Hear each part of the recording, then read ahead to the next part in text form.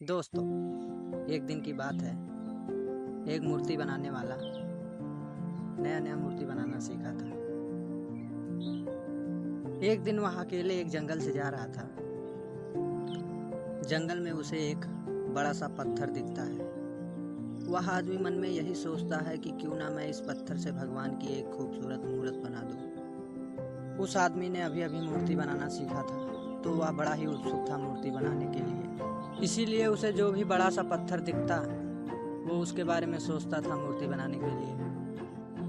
उस आदमी ने अपने बैग से छैनी हथौड़ी निकाली और उस पत्थर के पास मूर्ति बनाने के लिए बैठ गया। उसने जैसे ही छैनी हथौड़ी से उस पत्थर पर वार किया तो पत्थर से आवाज़ आई, मुझे दर्द हो रहा है। वो आदमी आवाज़ सुनकर हैरान हो गया और उसने जैसे ही फिर से छैनी हथौड़ी से पत्थर पर वार किया, वो आदमी अपना सामान उठाकर वहाँ से चला जाता है और उस पत्थर को वहीं छोड़ दिया।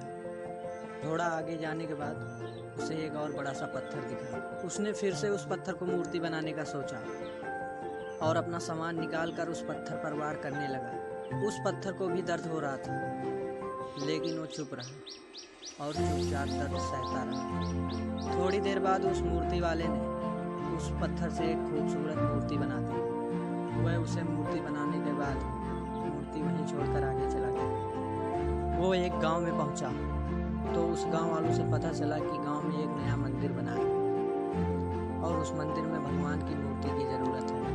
मूर्तिकार ने गांव वालों से कहा, मैंने अभी अभी भगवान की एक बहुत खूबसूरत मूर्ति बनाई है। तुम कई लोग जाओ और उस जंगल से उस मूर्ति को लेकर यहाँ चले आओ। गांव के लोग तुरंत ही उस जंगल में गए और वहाँ से मूर्ति लाकर मंदिर में स्थापित कर दी।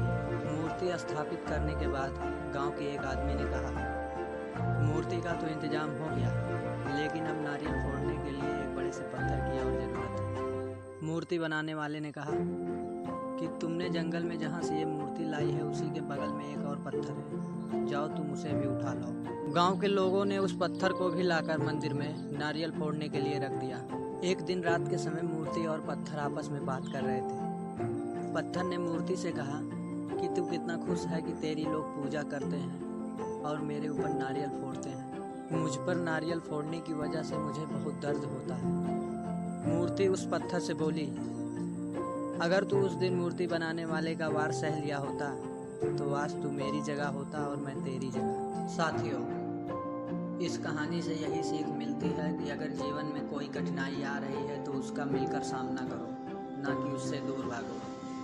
दोस्तों, अगर वीडियो पसंद आया हो तो एक लाइक ज़रूर करें।